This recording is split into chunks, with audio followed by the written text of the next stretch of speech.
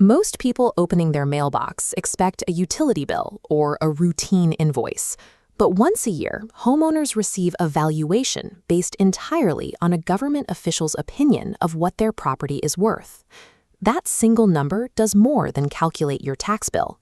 It serves as the primary collateral for the borrowing power, the operating budgets, and the long-term debt of your entire local government ecosystem.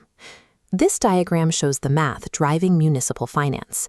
Property value multiplied by the tax rate equals the tax bill. Because the calculation relies entirely on that initial property value, any error or inflation at the base level mathematically compromises the financial integrity of the whole city. If the value is wrong, the revenue system built on top of it is wrong too. Establishing these values is the job of a central appraisal district. To manage thousands of properties, these districts rely on mass appraisal software to assign values, frequently without a recent physical sale to verify the market price. In one documented case, a home listed on the open market for approximately $229,000 was assessed by the government software at nearly $300,000. That is a 31% markup generated by an algorithm rather than a buyer. If a system produces one incorrect valuation, it is a localized error. But when automated software drives the process, we have to ask how many thousands of properties are being overvalued simultaneously. Over-reliance on opaque valuation software transforms individual appraisal mistakes into a systemic structural hazard worth millions in unearned tax revenue. While the Appraisal Review Board exists to provide homeowners with a way to protest, the source material alleges the process is an illusion of legitimacy. It argues the board provides the appearance of independent review while rarely correcting the underlying software errors.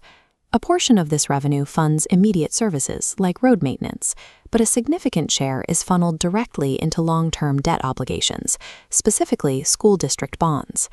This chart illustrates the debt disparity in one Texas county. The city of Conroe holds $515 million in debt, while the neighboring school district carries a $2.52 billion obligation. Investigators challenging these figures allege that certain bond structures push the debt so far into the future that the system begins to resemble a Ponzi scheme, where new valuations are required just to service old obligations. When local governments borrow billions based on these inflated values, the taxpayers become the mandatory collateral for an unsustainable debt machine. The legal team argues that the mechanics found in Conroe are not isolated incidents, but a pattern repeated across thousands of jurisdictions. By calculating these alleged systemic errors on a national scale, the filing reaches its most staggering figure, $5.1 trillion in outstanding fraudulent school district bond debt. The claim includes an additional $2.1 trillion in alleged cash losses over the last 4 years. These allegations have moved beyond local protests and into federal lawsuits and a petition currently filed with the Supreme Court of the United States. If the court validates these claims, it would upend the constitutional and financial rules that govern how American cities and schools are funded. A filing with the Supreme Court is a request for review, not a verdict. These multi-trillion-dollar figures remain allegations until they are tested against raw data in a courtroom and survive legal scrutiny. To eliminate the incentive for appraisal fraud, some have proposed replacing property taxes entirely with a 15% sales tax. This would shift the revenue source away from government-estimated values and onto actual transactions. However, the shift doesn't change the need for revenue.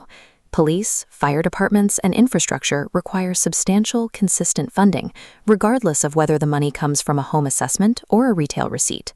Abolishing one tax system doesn't automatically erase government waste. It simply changes who pays the bill, requiring the same level of constant public oversight. You don't need a Supreme Court ruling to investigate your own local government. Every citizen has access to the most powerful tool for accountability, the public records request. Effective investigation starts with the documentation. Instead of starting with an accusation, legally demand to see the line item budgets, software support tickets, and original bond contracts. Question sudden spikes in your property's assessed value. Demand a clear justification for these new billion-dollar bond initiatives that will be repaid over several long decades. Blind trust is dangerous, but so are blind accusations. True accountability requires taxpayers to follow the money, check the math, and demand the raw records.